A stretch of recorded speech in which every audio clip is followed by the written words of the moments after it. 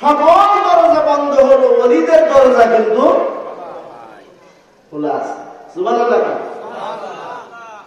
আগে হতে হলে মাদ্রাসায় যাওয়া লাগবে, ডাক্তার হতে হলে কলেজ ইউনিভার্সিটি ভর্তি হতে হবে।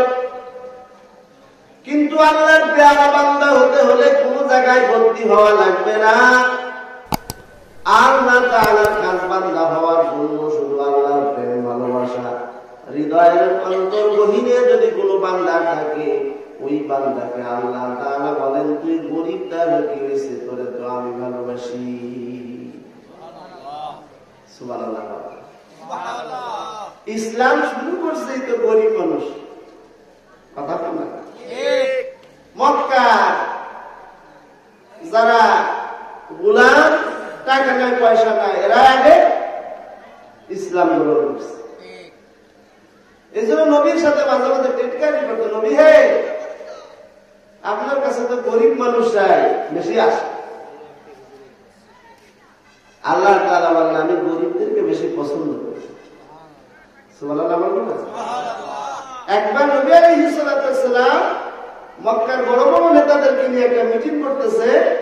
ওই মিটিংয়ে গরিব এক সাহাবী বন্ধ আব্দুল্লাহ ইবনে উম্মে মাকতুম রাদিয়াল্লাহু তাআলা উনি আসছেন।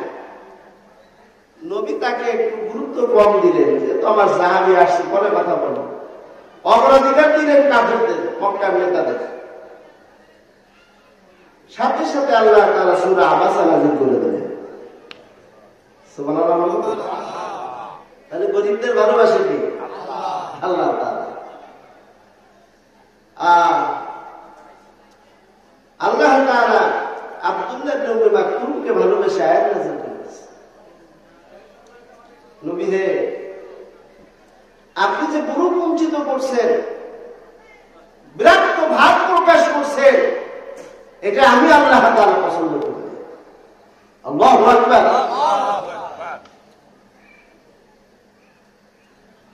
আমরা লোক সংখ্যা কম, কিন্তু আল্লাহ তাআলার কাছে যদি আমরা পছন্দনীয় বান্দা হতে পারি, তাহলে কোনো ভেজাল নেই। আলহামদুলিল্লাহ। এই জন্য যত সময় আলোচনা চলে থাকতে রাজি আছি তো? বলেন ইনশাআল্লাহ। আল্লাহ তাআলা এই যে আমরা যে ইচ্ছা শক্তি প্রকাশ করছি, কি প্রকাশ করছি? ইচ্ছা শক্তি। নিয়ত করছি যে হ্যাঁ থাকবো। কত সময় থাকবেন? যত সময় চলে। যদি সারা রাত চলে, কারা কারা সারা রাত দেখি তো? হাত উঠান, সোজা করেন, হাত সোজা করেন, আর সবাই উঠান। আরে কিছু লোক কৃপণ মনে করে আল্লাহ তাআলার খাজানায় কম আছে না? অনেক মানুষ হাসরের ময়দানে এমন একটা জীবনে কোনদিন হজ করে নাই, কিন্তু হজের সব তার আমল। সেটা কেমনি? সে যে নিয়ত করছে, কি করছে? নিয়ত করে যে পাসপোর্টটা করছে, এই পাসপোর্ট করার কারণে আমার নামে হজের সব আসছে। আল্লাহ তাআলা কয়, আল্লাহ আমি তো হজ করি নাই। আল্লাহ কয়, তুই যে নিয়ত করছস এটাই আমি কবুল করেছি। আমরা তো এখানে সারা রাত শুনবো না, 1 ঘন্টা শুনবো, 1.5 ঘন্টা শুনবো, কিন্তু সারা রাতের নিয়ত যদি করি, আল্লাহ ফেরেশতাদের বলেন ওর আমল নামা সারা রাত লেখে।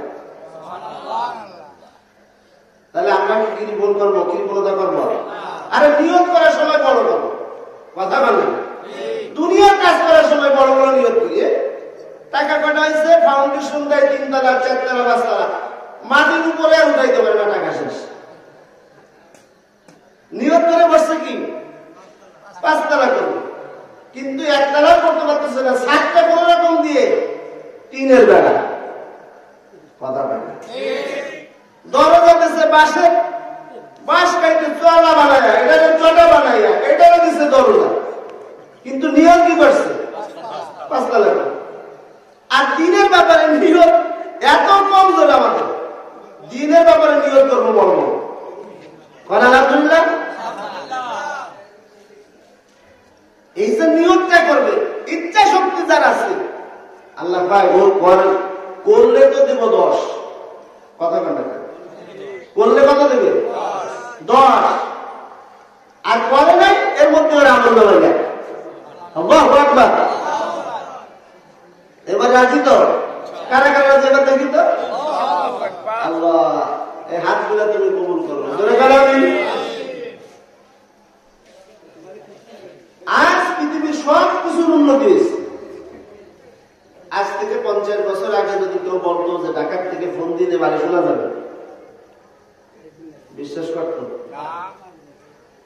বলতো তুই কি গাঁজা খেয়েছিস যে ঢাকার থেকে ফোন দিলে তোর বাড়ি আসবে? তার নাই, কিছু নাই। কিভাবে মাঠে যায় ফোন করবি? হ্যাঁ, যে বোলাকে পানি আছে কি নাই, বাড়ি বাজার আছে কি নাই, এই সব কিছু খোঁজ খবর নেওয়ার জন্য মিনিট লাগে। আরে ঢাকার কথা বাদ দেন, আমেরিকায় আপনার ছেলে মনে করেন আমেরিকায় আছে, লন্ডনে আছে, অস্ট্রেলিয়া আছে, আপনি দেখতে মনে চাচ্ছেন, যাওয়া লাগবে। আজ থেকে 50 বছর আগে কি বলে, কল্পনাও করা যায় না যে এরকম একটা কিছু আসতে হবে। এগুলো করছে কারা? বিজ্ঞান প্রযুক্তি। বিজ্ঞান ও প্রযুক্তির কারণে আজকে আমরা এত উন্নত হয়ে গেছি। আমরা এত উন্নত হয়েছি যে আমার ছেলে থাকে লন্ডনে, আমার ছেলে থাকে আমেরিকায়, আমার ছেলে থাকে বাইরে, তার একটা কাগজ দরকার, ইমার্জেন্সি, ফ্যাক্সে পাঠানো লাগবে। শুধু কি করবে? ইমেলটা করবেন, ওইখানে বসে বসে পাওয়া যাবে। অগ্রগতি হয়েছে, উন্নতি হয়েছে। আজ দুনিয়ার সব কিছুর উন্নতি হয়েছে, অগ্রাধিকার হয়েছে, কিন্তু আদর্শ মানুষের বড় অভাব হয়েছে। ঠিকটা আসতে বলে, আদর্শ মানুষ, নীতিগত মানুষ বড় অভাব। দুনিয়ার সব কিছু উন্নতি হয়েছে, কিন্তু দিন দিন অবনতি হচ্ছে আদর্শ মানুষ। আগের দিনের মানুষ শিক্ষিত ছিল কম, লেখাপড়া জানত না, সহজ সরল মানুষ, কিছু বুঝতো না, কিন্তু মানুষগুলো এত ভালো ছিল, এত ভালো ছিল, মুখে যা বলছে অন্তরেও সেটা করছে। কাউকে যদি বলছে যা তোরে আমি উত্তর দিলে ওই জমিটা দিয়ে দিলাম, দলিল করা লাগে না, বলে আমি জবান দিছি এটা তোকে আমি দিয়ে দিলাম, কিন্তু এমন একটা সময় এখন আমরা আসলাম দলিল করার পরও জান দলিলের মানুষ পাওয়া যায়। কিন্তু ওই সময়টা কেমন মানুষ ছিল? ওই মানুষগুলা আদর্শবান মানুষ,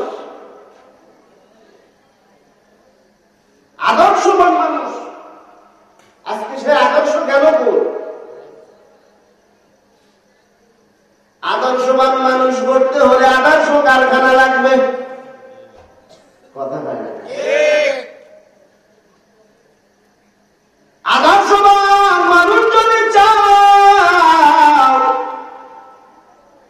আদর্শবান ফ্যাক্টরি লাগবে।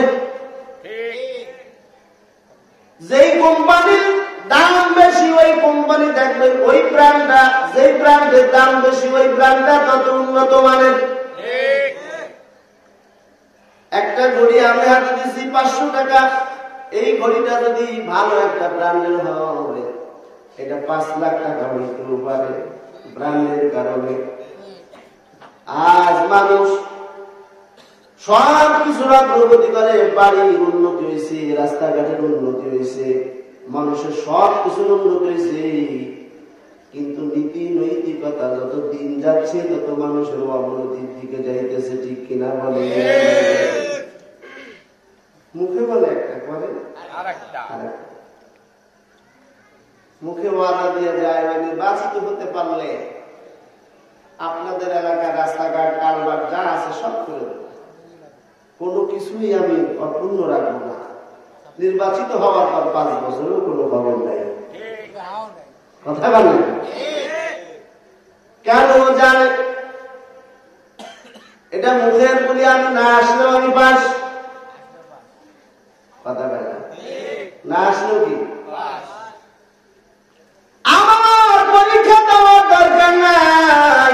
আমি এলাকায় না ঢুকলেও যদি আমি পাই, কি পাইতে বুঝতেছেন? তাহলে আমার আর যাওয়া লাগবে না, এমনি অটোমেটিক টাকা ছড়াই চিন্তা পাবো না। কেন ওয়াদা, মানুষের ওয়াদা কি ওয়াদা ফুলঝুরি ঝরে, কিন্তু সব কি অধিকাংশ মিথ্যা কথা, ঠিক কিনা বলো? সব ভুয়া। আদর্শবান মানুষ যদি করতে চায় তাহলে আদর্শবান কি লাগবে? ফ্যাক্টরি লাগবে। সুবহানাল্লাহ।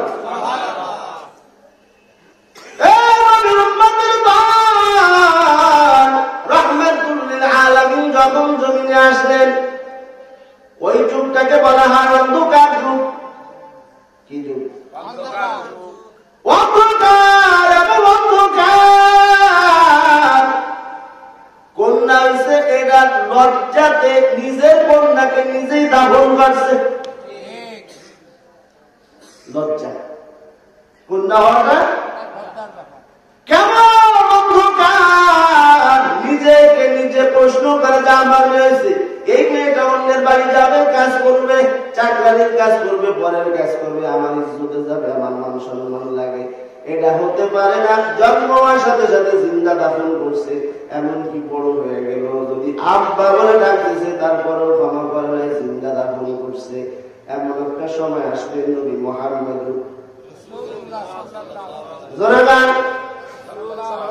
নবী মুহাম্মদুর রাসূলুল্লাহ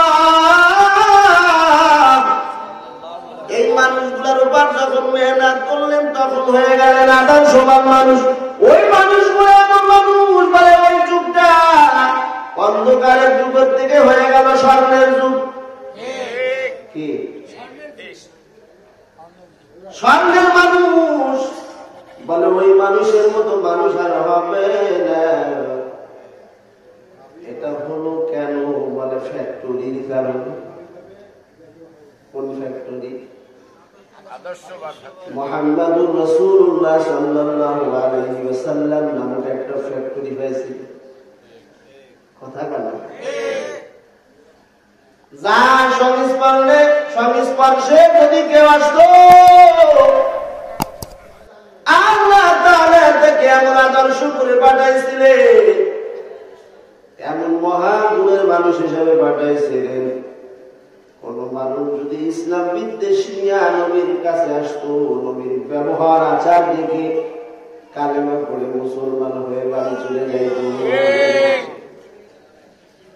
দেখি ইহুদি নবীর কাছে আসছে, মেহমান খেয়েছে,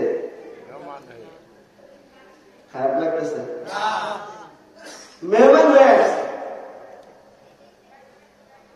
তো মেহমান সারা রাত নবী বিদ্বেষী তো ভালো মতো খাওয়াইছে। আমাদের লোকে তো এমনি মেহমানদারিতে পাকা, যারা বাস করছেন তারা তো জানেন কি পরিমাণ মেহমানদারি তারা পারায়। আলহামদুলিল্লাহ চিতলমারি বাসীও করে, খারাপ না।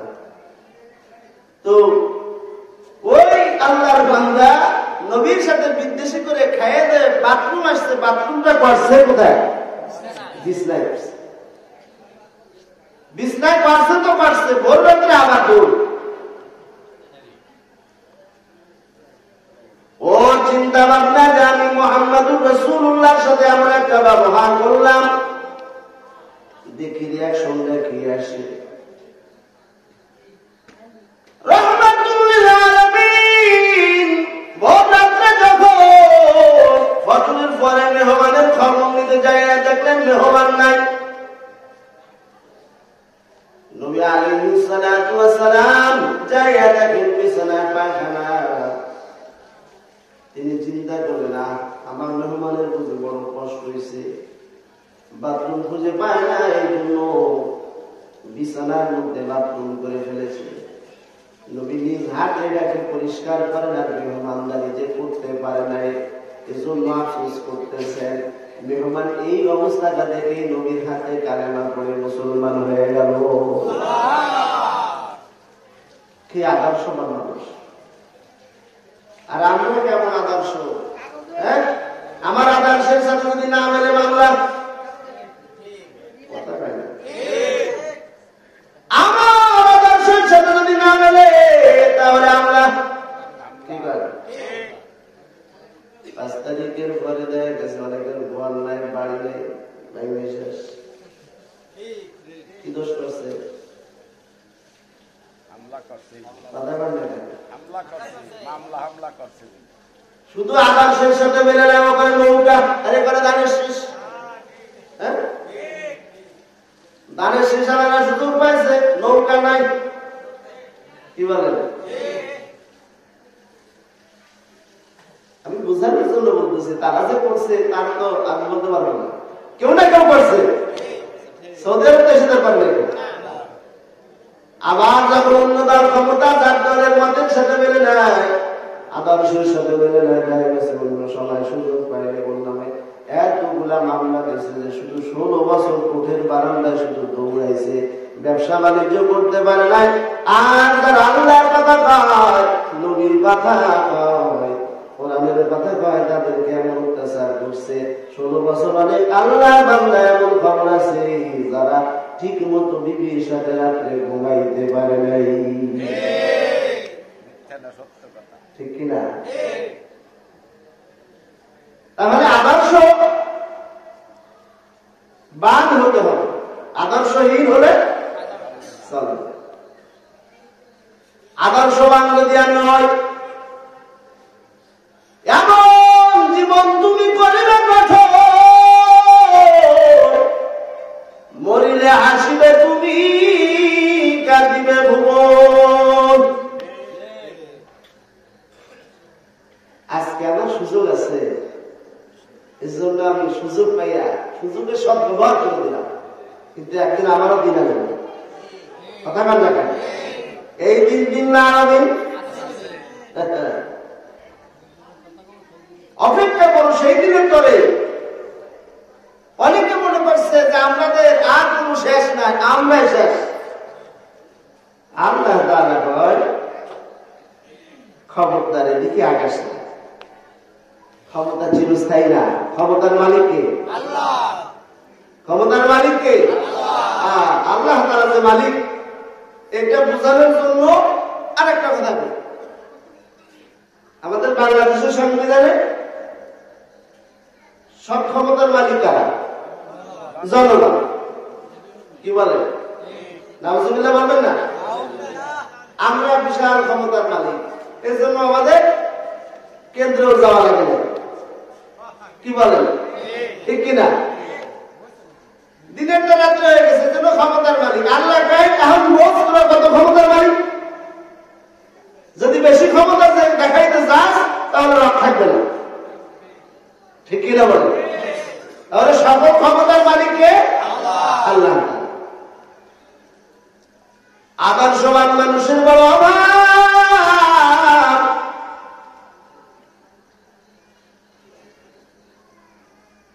এই এলাকায় ইটের ভাটা আছে না?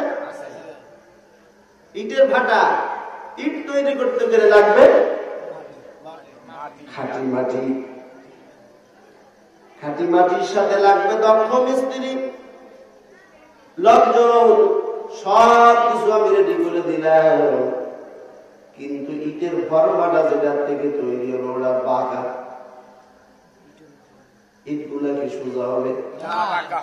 কাস্টমার যখন আমার ইটের ভাটায় যাবে, ইট দেখার জন্য বলবে এটা তো 3 নম্বর, এটা তো আমি কাটতে পারবো না, এটার সাইজটা একটা ডাইনে বামে, একটা উত্তর দিকে, একটা দক্ষিণ দিকে, একটা পূর্ব দিকে, একটা পশ্চিম দিকে, কেমন নিব? আমি বিল্ডিং বানাবো কেন? এটা দেখো আছে না কিছু বানানো যাবে না। আরে মুসলমান ইমানদার আল্লাহর গোলাম, আল্লাহ তাআলা একটা ফ্যাক্টরি বানাইছেন মানুষ গড়ার জন্য। ওই ফ্যাক্টরির নাম কি? মাদ্রাসা। নারী। কি বানাইছে? কি বানাইছে?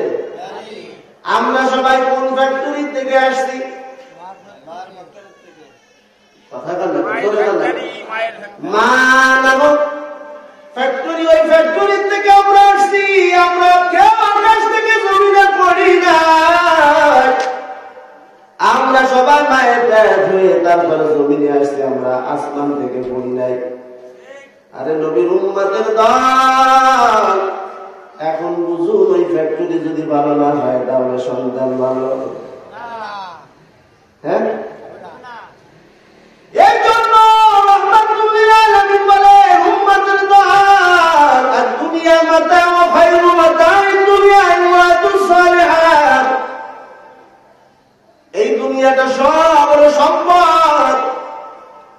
আর এই সম্পদের মধ্যে শ্রেষ্ঠতম সম্পদের নাম হলো আদর্শবান মহিলা। কি মহিলা? আদর্শবান মহিলা। শাইখুল ইসলাম কাজী তৈয়ব সাহেব বলে, একজন সন্তানের জন্য মা হলো আদর্শবান শিক্ষিকা। মা যেটা শিখাবে সন্তান ওইটা শিখবে, মা যেটা করবে সন্তান ওইটা শিখবে। মায়ের থেকে সন্তানের প্রভাব আছে না নাই? অনেক সন্তান দেখবেন দুনিয়ায় জন্ম নেয়, দুনিয়া আসার সাথে সাথে তার ডায়াবেটিস। অনেক সন্তান দুনিয়া আসার সাথে সাথে তার চোখের খবর নেয়, খোঁজ নিয়ে দেখা যাবে মায়ের সমস্যা। মার ডায়াবেটিসের কারণে সন্তানের ডায়াবেটিস, মার চোখের সমস্যার কারণে সন্তানের সমস্যা হয়, মার অ্যালার্জির কারণে সন্তানের অ্যালার্জি হয়। মুসলমান ইমানদার আল্লাহর গোলাম, দুনিয়ার লাইনে যদি এমন হয়, দিনের লাইনে দিনের লাইনে হওয়ার সম্ভাবনা আছে না? সন্তান গর্ভে আসছে, মা আমার ফ্যাক্টরি, মা এখন কি করবে? সিরিয়াল দেখবে, বাজারে বাজারে ঘুরবে। অনেক মা আছে এমন এই জমিনের মধ্যে পাওয়া যায়, সন্তান কত মাস পেটে আছে এটাও ফেসবুকে দিয়ে দেয়। হ্যাঁ, কত বড় বেহায়া বেলাজা, কত বড় বেহায়া বেলাজা, নিজের পেটটা পর্যন্ত জাতির সামনে দেখাচ্ছে। এই জন্য আল্লাহ তাআলা বললেন, শান্তি কোন বাজারে কিনতে পাওয়া যায় না, শান্তি কোন শহরে পাওয়া যায় না, কিনতে শান্তির ফয়সালা আমি আল্লাহ করছি। কি করছে?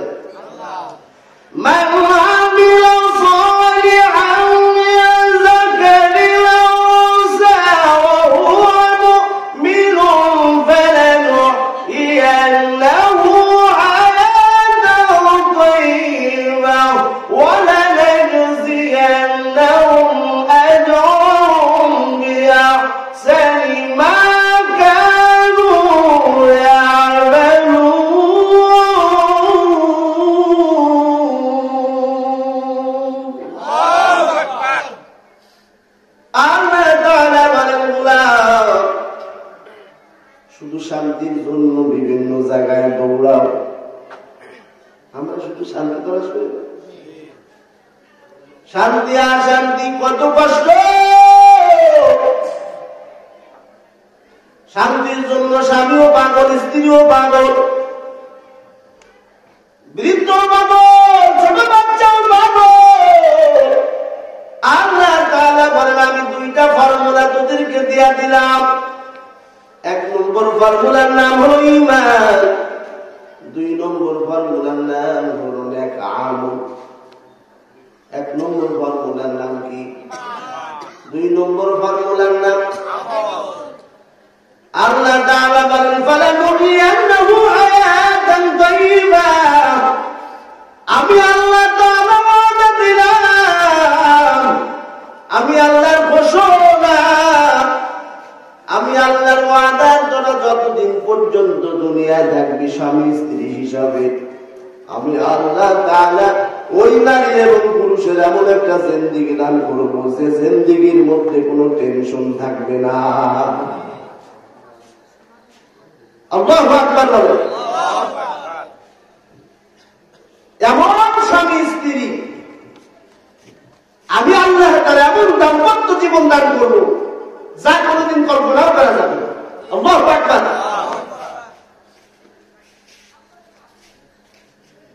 নবীর ঘরে মাসকে মাস চুলা জ্বলে না, কি বলে? ঠিক কিনা? কোন স্ত্রী বাড়ছে চলে গেছে? আর আমাদের অবস্থাটা কি? একটু ভালো মতো রান্না না হইলেই পাই কিপটা জামা একটা পাইছে, এর কাছে মেয়ে বিয়ে দিয়ে জীবনটাই শেষ করে দিচ্ছে আমার মেয়ে।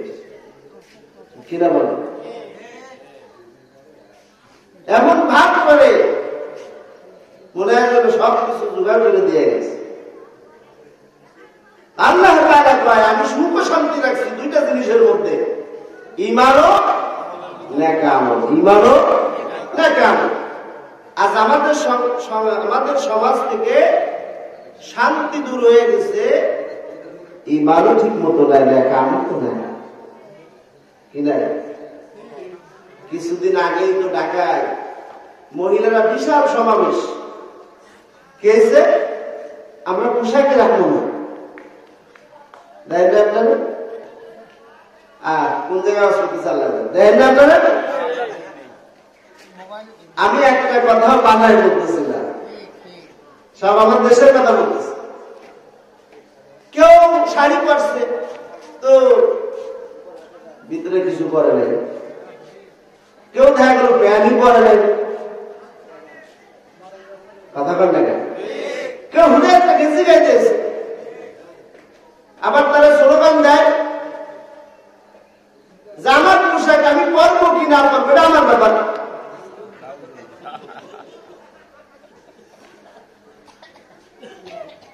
আমরা তো বলি এ দেশ ওলামায়ে কেরামের দেশ, ইসলামের দেশ, কোরআনের দেশ, এটা তাবলীগ ওয়ালাদের দেশ, ইসলামের দেশ, চরমনায় পীরের দেশ, চিতলমারী পীরের দেশ। এ দেশে নোংরামি চলবে না, নোংরামি যদি করতে হয় তাহলে ইউরোপ আমেরিকায় চলে যাও, সেখানে যে তোমরা নোংরামি করবে। এ দেশে কোনো নোংরামি করতে দেওয়া হবে না, ঠিক কিনা বলে? নোংরামি তাগা এই বাংলাদেশ না, এটা তো সদস্য বাংলাদেশ, ঠিক কিনা বলে? যে দেশে আল্লাহু আকবারের সুরে সূর্য ওঠে, যে দেশে আল্লাহু আকবারের সুরে সূর্য ডুবে, সে দেশে খোদার আইন কায়েম হবে, ঠিক কিনা? নোংরামি করবা আর এই দেশের সচেতন ওলামায়ে কেরাম বসে বসে চুপচাপ থাকবে, এটা কল্পনা করো না। আজ আমাদের মাসে সদস্যের নাই তো কে আছে? আমরা তো আছি। বড় বাঘগুলো মারা গেছে, কিন্তু ছোট বাঘগুলো আছে এখন। বড় বড় বাঘারা যেটা করতে পারে না, ছোট ছোট কোচিং আছে বাচ্চা 12 বছর 13 বছর 15 বছর বাচ্চারা সেটা করে দেখিয়েছে, ঠিক কিনা বলে? মহিলারা স্লোগান দেয়, এটা বেহায়া বেলা। আমি তো ওই সমস্ত মহিলাদের পেট থেকে যেগুলো জন্মাবে ওগুলো বলবে যে আমরা পোশাকই রাখবো না, ঠিক কিনা বলে? নষ্ট ফ্যাক্টরি যেভাবে আছে এভাবে। তাহলে ফরমা যেমন হবে ইটটা, ফরমা যেমন ইট তেমন, মা যেমন তার বাচ্চা তেমন, কথা বলে না? মা যেমন বাবা যেমন,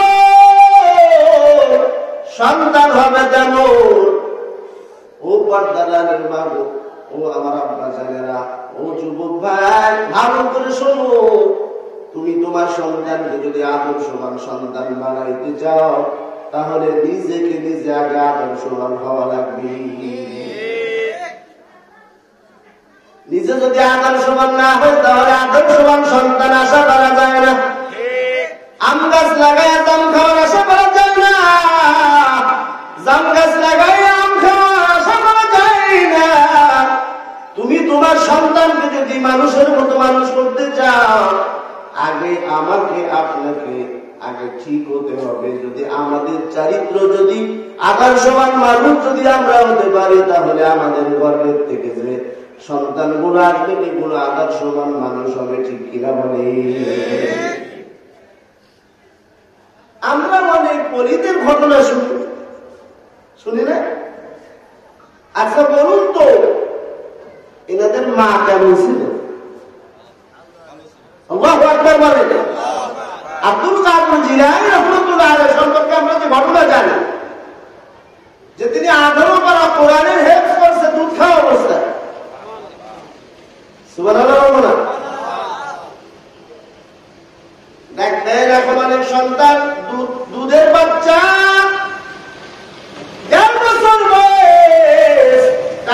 মোবাইল চালানো জানে,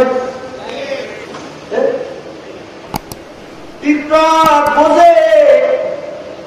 4 বছরের বাচ্চা দেখবেন টিকটক বুঝতেছে, সে কেমনে টিকটক করে। মোবাইল আপনি আমি জানা বুঝি যে ফাংশন না বুঝে একটা 5 বছরের বাচ্চাকে যদি দেন মোবাইলটা অটোমেটিক কোন কোন ফাংশন আছে, কোন জায়গায় গেলে কি হবে সব ক্লিক করে দেখবেন যে অটোমেটিক আপনার সামনে হাজির। আমি বলি এটা হাজির করলো কেন? বলে হাজির করতে পারছে এই জন্য যে ওর মায়ের কাছ থেকে বাবার কাছ থেকে 24 ঘন্টায় মোবাইল ছাড়া কিছু পাই নাই। যে মা সন্তানকে বুকে লইয়া দুগ্ধ পান করা অবস্থায় আল্লাহ জিকির করে, কোরআন পড়ে, তেলাওয়াত করে, আল্লাহর নাম নেয়, ওই মায়ের বরকত থেকে কোনদিন আদর্শবান মানুষ ছাড়া ভিন্ন কোন মানুষ আসতেই পারে না। সুবহানাল্লাহ।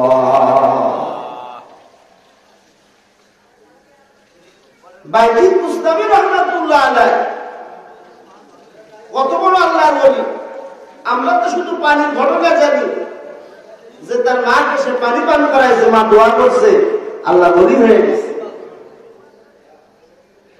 বাইজিদ মুস্তামি রাহমাতুল্লাহ আলাইহি মায়ের সম্পর্কে ঘটনা আছে। বাইজিদ মুস্তামি রাহমাতুল্লাহ আলাইহি মা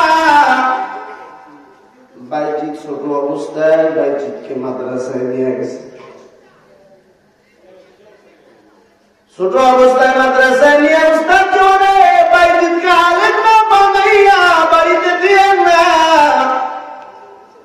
যেদিন আলেম হবে সেদিন বাইজিদ আমার কাছে ফিরে যাবে, এর আগে বাইজিদের কোন ছুটি নাই।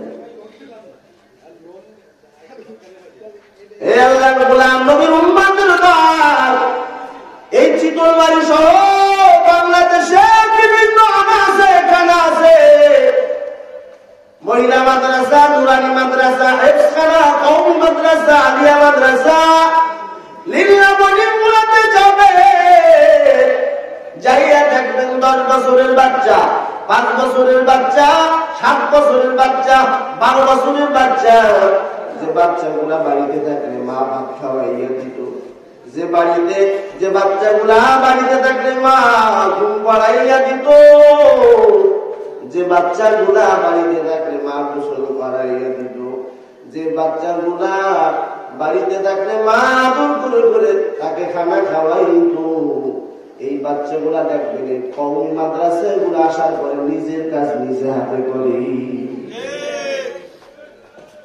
ঠিক মতো খাবারও পায় না। হুজুরদের সাথে কোন রাগারাগিও না, ও জানে আমি এখানে খাওয়ার জন্য আসি না, আমি ইলম শিক্ষা করার জন্য আসি। এজন্য ওই বুঝটা তার মধ্যে পয়দা হওয়ার কারণে ডাল দিক আর নিরামিষ দিক, ভাতে কোপ থাক আর ভাত গন্ধ থাক আর মোটা থাক, এটা দেখার টাইম তার নাই। সে একটা জিনিসের দিকে খেয়াল করে আমি কেমনে আলেম হব, ঠিক কিনা? আর কষ্ট না করলে তো কেষ্টও মেলবে না, ঠিক কিনা বলো? কষ্ট যদি করতে পারি কেষ্ট অটোমেটিক মিলবে। বাইজিদ মুস্তামি রাহমাতুল্লাহ আলাইহি তাকে হুজুরের কাছে নিয়ে গেছে, বলছে আমার ছেলে কোনো ছুটি দেবেন না, আলেম না হওয়া পর্যন্ত। বাইজিদ হেফজখানা করছে, কিন্তু মায়ের জন্য বড় ব্যথা। কি বলেন? আছে না? আমরা যারা মাদ্রাসায় পড়া হয় আমরা তো বুঝি, একটা বাচ্চারা যখন ছোটবেলায় দিয়ে আসে, ছোটবেলায় মাদ্রাসায় দেয়, তখন ওই বাচ্চাটা কি পরিমাণ কান্নাকাটি যে করে, এরপর আস্তে আস্তে ঠিক হয়ে যায়। বাইজিদ মুস্তামি রাহমাতুল্লাহ আলাইহি অনেক পড়ান করতেছে মায়ের জন্য, কলিজা ছিঁড়ে যাচ্ছে। হুজুরকে যা বলছে, হুজুর আমাকে একটু ছুটি দেন, আমি মায়ের সাথে দেখা করে আবার চলে আসি। হুজুর বলে না, তোমার মা যাইতে নিষেধ করছে, না হুজুর আমার একটু ছুটি দেন, আমি আবার চলে আসি। হুজুর তাকে একটা শর্ত দিলেন যে আজকে যদি তুমি একটা নির্দিষ্ট পরিমাণে এমন বললেন যে এতটুকু সফর যদি মুখস্থ করতে পারো তোমাকে ছুটি দেব। বাইজিদ মুস্তামি রাহমাতুল্লাহ আলাইহি ছোট্ট মানুষ আল্লাহ তাআলার সাথে কানেকশন করে বলে, আল্লাহ আমি আমার মায়ের সাথে দেখা করতে চাই। হুজুর আমাকে একটা শর্ত দিয়েছে, তুমি যদি তৌফিক দাও তাহলে এটা আমার পক্ষে সম্ভব, না হলে সম্ভব না। যাই নামাজ থেকে এসে কোরআন শরীফটা বাইর করে বাইটি বুস্তামি রহমাতুল্লাহ আলাইহি হুজুর যেটা বলছে মুহূর্তের ভিতরে সব মুখস্থ করে ফেলছি। হুজুর যেহেতু ওয়াদা করছেন, ওয়াদা করার পর হুজুর বলে যাও, তবে সন্ধ্যার আগে চলে আসবা। বাইটি বুস্তামি রহমাতুল্লাহ আলাইহি মায়ের কাছে যাই বলে, মা আমি তোমার বাইরে তোমার সাথে একটু দেখা করতে আসছি, দরজা খোলো। বাইজিদের মা বলে, আমার বাইজিদ না, আমার বাইজিদ তো সে যে আলেম হয়ে আমার দরজা সে আমার বাইজিদ, তুই আমার বাইজিদ না। আল্লাহু আকবার। অনেক মা এমন আছে যে তার আদরের পরিবার টুকরো সন্তান দূর দূরান্ত দিয়ে আসছে, নিজের মা নিজে টানটা মাথায় বহন করে কাঁধে ব্যাগটা বহন করে বাস স্ট্যান্ডে নিয়ে ছেলেকে বাসে উঠাই দিচ্ছে। আর একটা স্বপ্ন আছে, আজকে আমি তোর ট্রাক মাথায় করে বহন করে নিয়ে গেলাম, তোর ব্যাগটা কাঁধে করে বহন করে নিয়ে গেলাম, যেদিন আমি দুনিয়ার থেকে বিদায় নিয়ে যাবো সেদিন তুই আমার লাশটা কাঁধে করে নিয়ে কবরে নিয়ে যাবি। আমি জানি আল্লাহ তাআলা তোর কারণে আমাকে মাফ করে দিবি। এই আশা ছাড়া অন্য কোনো আশা আল্লাহ। বাইজিদ বুস্তামি যত ডাকে মা বলে, না তুই আমার বাইজিদ না। বাইজিদ বলে, মা তুমি একবার আমাকে দেখা দাও, তোমার মুখটা দেখে আমি চলে যাব, কোনোদিন আসবো না। বাইজিদের মা বলে, না না আমি তোকে দেখা দিব না, যতদিন তুই আলেম না হবি ততদিন তুই আমার বাইজিদ না। বাইজিদ কাঁদতে কাঁদতে আমার মাদ্রাসায় চলে গেলেন। মাদ্রাসায় যাওয়ার পর ইচ্ছা করেন আমি আলেম হব, হাফেজ হব, তারপরে আমি মায়ের সামনে দেখা করব। কি মায়ের কুরবানি! আল্লাহু আকবার। এই জন্য একজন মা তার সন্তানের প্রথম টিচার হলো কে? জোরে বল। মা যদি ভালো হয় সন্তান এমনি ভালো হবে।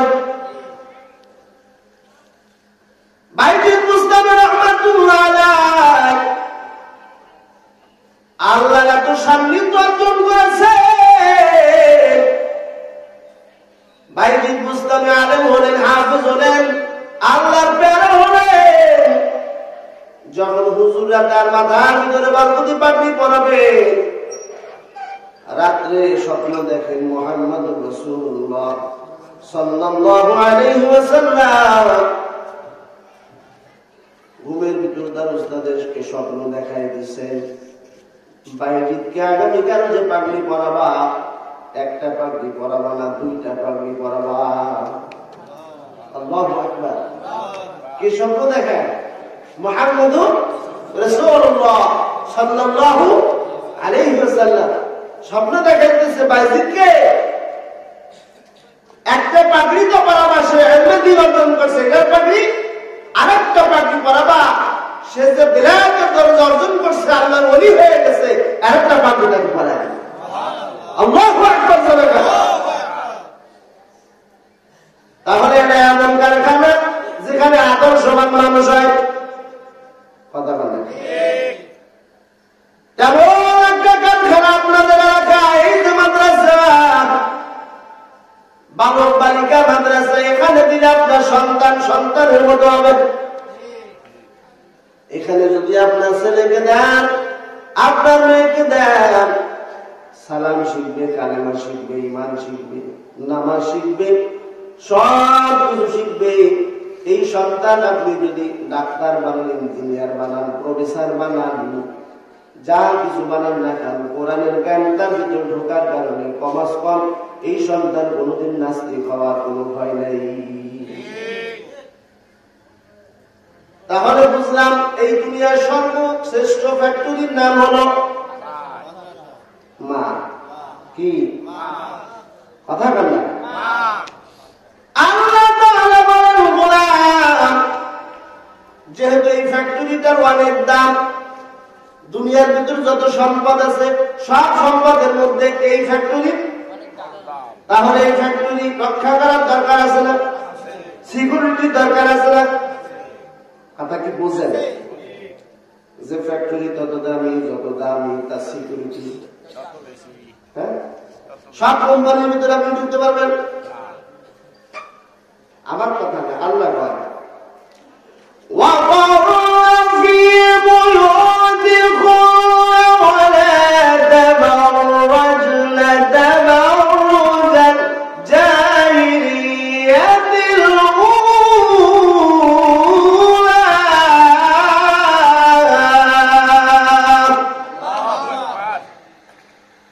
আল্লাহ তাআলা বলেন, হে দুনিয়ার নারীরা, তোমাদেরকে আমি পর্দার বিধান দিয়ে দিলাম, ঘরের ভিতর থাকাটা তোমাদের জন্য নিরাপদ।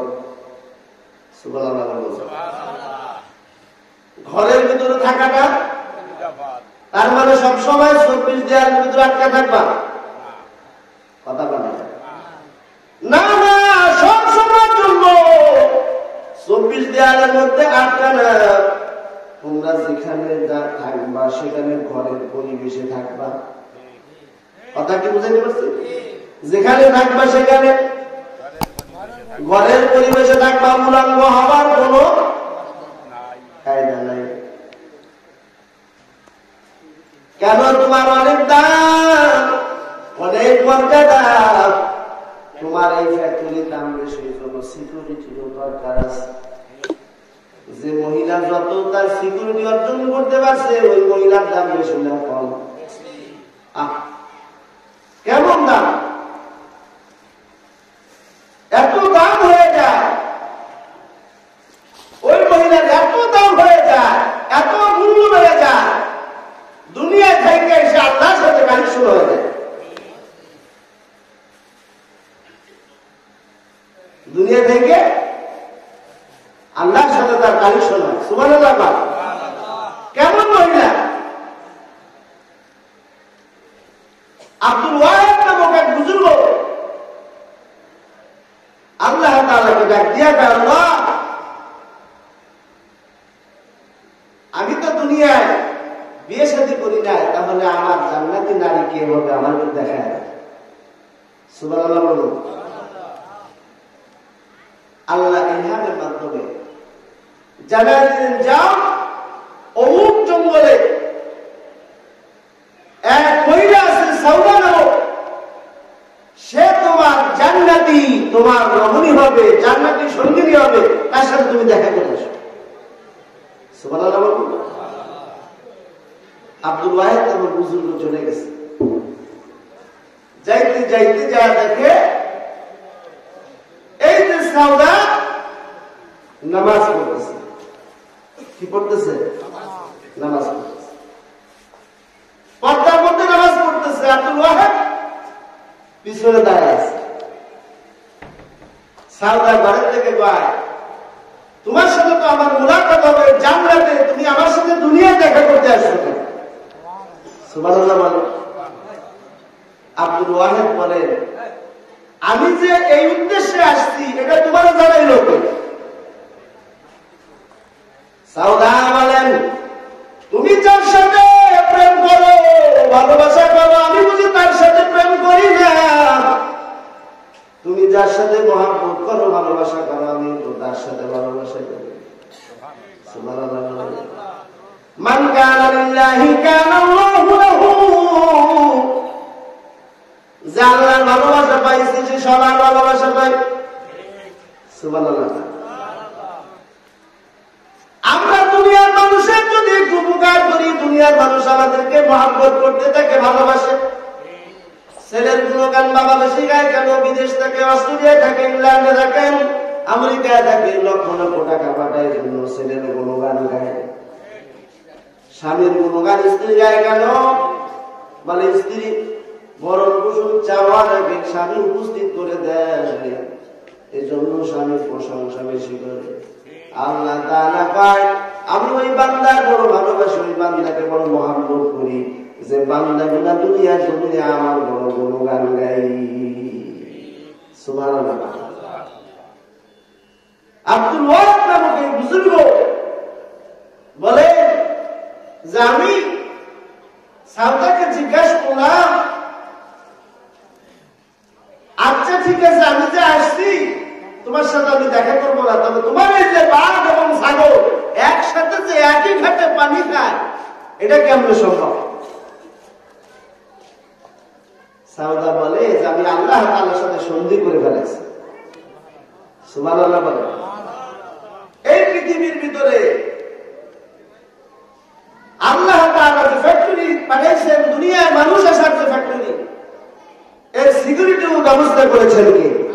আল্লাহ তাআলা।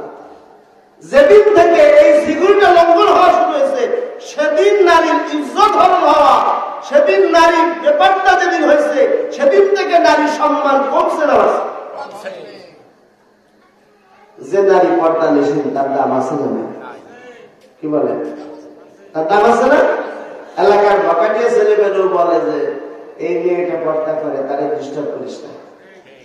সে তো নামাজ পড়ে রোজা করে, পর্দায় থাকে, তারে ডিস্টার্ব করার দরকার নেই। আর যে মেয়েটা উলাঙ্গ চলে, বলে সমস্যা নেই, ওর সাথে টিপটিজিও করা যায়, কথাও বলা যায়, ডিস্টার্বও করা যায়। পর্দার কারণে আল্লাহ পাক তার মর্যাদা বাড়াইছে না কমাইছে? এই প্রতিষ্ঠান এমন এক প্রতিষ্ঠান যেখানে আসলে নিরাপত্তা আছে। সুবহানাল্লাহ। নিরাপত্তার চাদরে আদিষ্ট। আপনি আমি যদি জীবন সঙ্গী এমন একজনকে পাই, দিনদারি জাতিদের ভরপুর, বলুন তো সংসারটা কেমন হবে? সুবহানাল্লাহ। দিনদার মহিলা সব থেকে বেশি পাওয়া যায় এই জাতীয় মহিলা মাদ্রাসা পড়া। এজন্য আল্লাহ তাআলা, তুমি উত্তম জীবন চাও, উত্তম শান্তি চাও, আমি আল্লাহ তাআলা তোমার উত্তম শান্তি ব্যবস্থা করছি দুইটা জিনিসের ভিতরে। নারী এবং পুরুষ উভয়কে ডাক দিয়া কয়, মান আমিলা সালিহান মিন যাকারিন আও উনসা ওয়া হুয়া মুমিন ফালানুহইয়ান্নাহু হায়াতান তাইয়্যিবা। এমন জিন্দেগি আমি তোমাকে দান করবো যে জিন্দেগির স্বাদ তুমি পেতে থাকবা। এমন ভাবে বাবা দুনিয়া সবাই তোমাকে ইজ্জত করবে, আর আমি আল্লাহ তাআলা তোমাকে জানাই দিলাম, ওয়ালা নাজজিয়ান্নাহুম আজরাহুম বিআহসানি মা কানু ইয়ামালুন। আর এটার প্রতিদান আমি আখিরাতে তোমার জন্য রাখছি। সুবহানাল্লাহ। দুনিয়ার জমিনে যদি কোন নারী পর্দা করতে না চায়, মরলে করা লাগবে না? কথা হয় না, কথা হয় না, মরলে করা লাগবে না? হ্যাঁ, দুনিয়ায় চেয়ারম্যান নির্বাচন করছে, মেম্বার নির্বাচন করছে, এমপি নির্বাচন করছে, এটা কি মহিলা আছে না? বাজারে দেখা করে, ঘাটে দেখা করে, রাস্তায় দেখা করে, সব জায়গায় শুধু দেখা করে, হাতও মিলায়। কথা হয় না। মারা যাওয়ার পর 5 কাপড়ের প্যাকেট বানায় ফেলে। 5 কাপড়ের প্যাকেট বানায় এমন ভাবে আবিত্র করে রাখে, কেউ যেন না দেয়, উপরে একটা আবার কাপড় দিয়ে দেয়। কথা হয়। হয়তো আপনাদের এদিকে না থাকে, আমরা শহরের কথা বলি। একজন বেপরদা মহিলা মারা গেছে, মারা যাওয়ার পর তার লাশটা এমন ভাবে রেখে রাখছেন যদি কেউ না দেখে। হ্যাঁ মুসলমান ইমানদার আল্লাহর গোলাম, আমি জিজ্ঞাসা করতে চাই, বলুন তো পর্দার বিধান কি দুনিয়ায় থাকাকালীন নাকি মারা যাওয়ার পর? কখন? দুনিয়ায় থাকাকালীন না মারা যাওয়ার পর? নবীর পরিচয় টুকরা নয়নের পুতুলি হযরত হাসানের মায়ের স্ত্রী ফাতিমাতুজ জোহরা রাদিয়াল্লাহু তাআলা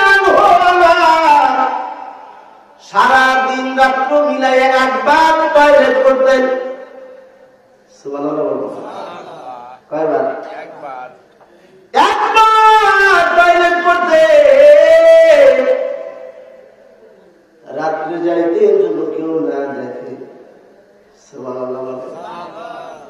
কেমন ব্যালেন্স করে চলতেন, নিজের জীবনকে কেমন আটকায় রাখতে।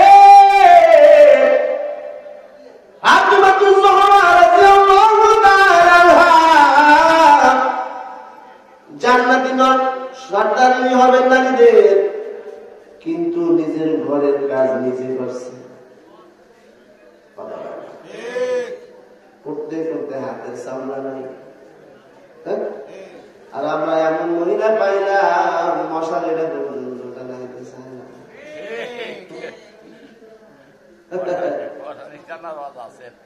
পানিটা পর্যন্ত জায়গা দিতে চায় না, খাওয়াটা পর্যন্ত আগায় দিতে চায় না। আপনাদের এলাকার কথা বলতেছে না, অন্য জায়গায় হ্যাঁ, খাওয়াটা পর্যন্ত দিতে চায় না। তোমার খাও, তুমি খাও, কথা হয় না। সিরিয়াল নিয়ে ব্যস্ত, টিভি নিয়ে ব্যস্ত। আর হযরত আলীর স্ত্রী ফাতেমাতুজ জোহরা নিজে কুয়ার থেকে পানি উঠান আর নিজে জাতা পৃষ্ঠে পৃষ্ঠে হাত দেয়। আম্মা জান আয়েশা সিদ্দিকা রাদিয়াল্লাহু তাআলা আনহা যায় বলতেছেন, আম্মা জান আমার তো বড় কষ্ট হয়, শুনছি আপনার কাছে কিছু খাদ্য পাইছে আমার একটা খাদ্য বানায়। নবীর কারণে কুহুরে যখন এই আওয়াজটা পৌঁছায় দিলেন, দেওয়ার সাথে সাথে নবী বলে ফাতেমারে যায় বলো, এর থেকে আমি উত্তম ব্যবস্থা ফাতেমার জন্য করতেছি। সেজন্য রাত্রে শোয়ার পরে জন্য 33 বার পরে সুবহানাল্লাহ, 33 বার জন্য পরে আলহামদুলিল্লাহ, 34 বার জন্য পরে আল্লাহু আকবার। সবাই বলেন সুবহানাল্লাহ, আর বলেন আলহামদুলিল্লাহ, বলেন আল্লাহু আকবার। ফাতেমাতুজ জোহরা রাদিয়াল্লাহু তাআলা আনহা আনতে গেলেন বাড়ি, কিন্তু দিলেন তাসবিহ। সুবহানাল্লাহ। কেমন বাবা আনতে গেছে বাড়ি, কিন্তু দিলেন তাসবিহ। এই জন্য আমি এলাকার মাদেরকে বলবো, মাইকের আওয়াজ যত দূর যাইতেছে, আপনার রান্নাঘরের উপরে একটা কাগজে লিখে রাখবেন সুবহানাল্লাহ, বেডরুমের এক পাশে রাখবেন আলহামদুলিল্লাহ, কিচেন ঘরের এক পাশে রাখবেন আলহামদুলিল্লাহ, বারান্দায় লিখে রাখবেন লা ইলাহা ইল্লাল্লাহ। এই তাসবিহগুলো আপনি যতবার দেখবেন আপনার মনে পড়বে। সিঁড়িতে উঠতেছেন তো বলবেন আল্লাহু আকবার, নামতেছেন তো বলবেন সুবহানাল্লাহ। যাদের 2 তলা বাড়ি আছে নিচতলায় রাখবেন সুবহানাল্লাহ, আল্লাহু আকবার, আবার উপরে লিখে রাখবেন সুবহানাল্লাহ। তাহলে দেখবেন আপনার পরিবারটা একটা আদর্শবান পরিবার বানায় দিবেন কি। ফাতেমাতুজ জোহরা রাদিয়াল্লাহু তাআলা আনহা ইন্তেকাল করলেন রাত্রে। স্বামীকে ডাক দিয়া বলে, আমার লাশ এই রাত্রের ভিতরেই দাফন করে ফেলা। সুবহানাল্লাহ। নবীকে তিনি বলতেছেন, কেউ যেন এটা না জানে যে আমি ফাতেমা কতটুকু লম্বা ছিলাম, কত চওড়া ছিলাম, এটা যেন কোনো মানুষ না দেখতে পারে। এইভাবে আটকাইয়া আমার জানাজা দিয়া আমাকে দাফন করে দেবে। আর এখন আমার সমাজের মহিলারা তাদের চলাফেরার অবস্থাটা আজ তাদের এই চারিত্রিক অধঃপতনের কারণে, চারিত্রিক এই ঝামেলার কারণে আজ আদর্শবান মানুষ আমরা পাচ্ছি না। তাহলে আদর্শবান মানুষ পেতে হলে আদর্শবান ফ্যাক্টরি লাগবে। আর আদর্শবান ফ্যাক্টরি রক্ষা করার জন্য লাগবে সিকিউরিটি। কি লাগবে? সিকিউরিটি। তাহলে বুঝে থাকলে বলুন, এই দীর্ঘ সময়ের কথার ভিতরে আদর্শবান মানুষ কারখানা গড়ার কারখানা কোনটা? মাদ্রাসা। কোনটা? মাদ্রাসা। আর এটা সিকিউরিটি দিতে পারে আলহামদুলিল্লাহ। যদি চান যে আমার ছেলে মেয়ে আদর্শবান মানুষ হবে, মানুষের মতো মানুষ হবে, তাহলে কোরআন শেখানোর কোন বিকল্প নাই। হুজুর এসে গেছে, হুজুর কথা বলবেন, দোয়া করবেন, আপনারা উঠে যাবেন না? এই যে কয়জন আছেন হুজুরের সম্মানে আপনারা বসে থাকবেন। তাহলে আমাদের আজকে যে মেসেজ আপনাদের কাছে দিলাম, দীর্ঘ সময় পর্যন্ত মেসেজ দিচ্ছে দুইটা। একটা হলো আদর্শবান মানুষ করতে হবে। আমরা আদর্শবান মানুষ হতে চাই কি চাই না? কারা কারা চায়? হাত নামান। আর আদর্শবান মানুষ হতে গেলে নিজে নিজেই হওয়া যাবে না, কথা বলেন না, নিজে নিজে কারণ না কারণ সান্নিধ্যে যাওয়া, কারণ না কারণ সান্নিধ্যে যায় অর্জন করে তারপরে এটা হাসিল করতে হবে। কাদের কাছে যাবে? আল্লাহ ওয়ালাদের কাছে যাবে। কাদের কাছে যাবে? আল্লাহ ওয়ালাদের কাছে সোহবত রাখবেন, সম্পর্ক রাখবেন, দিলের টান রাখবেন। দেখবেন আল্লাহ পাক আমাদেরকে আদর্শবান মানুষ বানায় দিয়েছে। আমার জবান দিয়ে মিথ্যা বেরোবে না, আমি বেনামাজি থাকবো না, আমি মানুষকে কষ্ট দিব না। এই সব গুণগুলো আমার ভিতরে আসবে যখন একজন গুণী মানুষের কাছে যেতে। বললাম না, নবী মুহাম্মদ রাসূলুল্লাহ সাল্লাল্লাহু আলাইহি ওয়াসাল্লাম এমন এক সময় আসছে যে সময় অন্ধকার, কিন্তু নবীর সংস্পর্শে থাকার কারণে তারা আলোকিত মানুষ হয়ে গেছে। এই সমাজে অনেক অন্ধকার যুগের মানুষ আলোকিত মানুষের কাছে যাওয়ার কারণে তারা আদর্শবান মানুষ হয়ে গেছে। আলহামদুলিল্লাহ। আল্লাহ পাক আমাদেরকে তৌফিক দান করেন, বলেন আমিন।